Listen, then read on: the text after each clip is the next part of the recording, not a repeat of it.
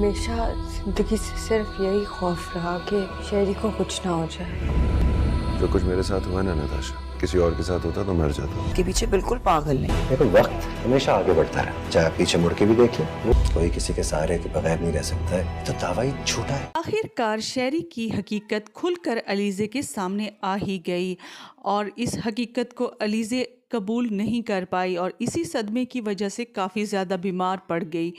इसीलिए उसको घर वाले हॉस्पिटल से सीधा अपने घर ही ले आते हैं, जहाँ पर उसकी तबीयत कुछ बेहतर होती है।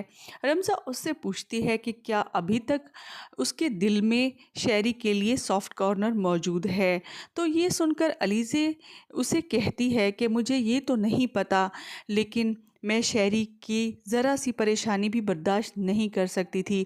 उसे ज़रा भी कुछ होता तो मुझे ऐसा लगता मेरी दुनिया ही ख़त्म हो गई है।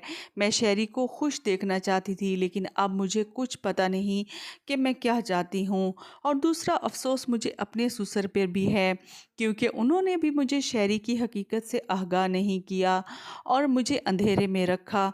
मुझे वहाँ पर सिर्फ धोखा ही धोखा मिला है और ये हकीकत कबूल करना मेरे लिए। अलीज़े शेरी की इस हकीकत जान लेने के बाद काफ़ी टूट सी गई होती है, लेकिन यहाँ पर उसका बाप और माँ उसे हौसला देने के लिए मौजूद होते हैं।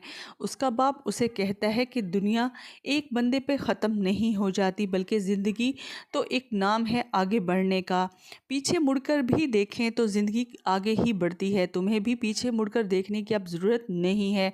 तुम अब अपनी ज़िंदगी को नए तरीके से शुरू करो और पीछे मुड़कर देखना भी मत, और ज़िंदगी में आगे बढ़ो ताकि तुम खुशियाँ और सुकून हासिल कर सको।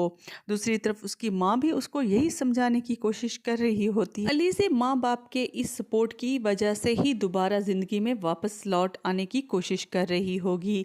दूसरी तरफ नताशा शेरी को अलीज़े के खिलाफ भड़का ही रही होगी और उसे कहेगी कि उसको अलीज़े के पीछे जाने की ज़रूरत नहीं है, ना ही इसे फ़ोन करने की ज़रूरत है, क्योंकि उसे भी पता चलना चाहिए कि तुम उसके लिए क्या अहमियत रखते हो। अगर तुम इस तरह दौड़े दौड़े उसके पास गए तो वो कभी भी तुम्हें इम्पोर्टेंस नहीं देगी। शेरी नताशा को कहता है कि जो कुछ उसके साथ हुआ है उसे कबूल करने में काफ़ी ज़्यादा मुश्किल हो रही है और वो उसे ऐसे लगता है कि वो मर सा गया हो और ज़िंदगी में आगे बढ़ने का उसकी चाह ही ख़त्म हो गई है।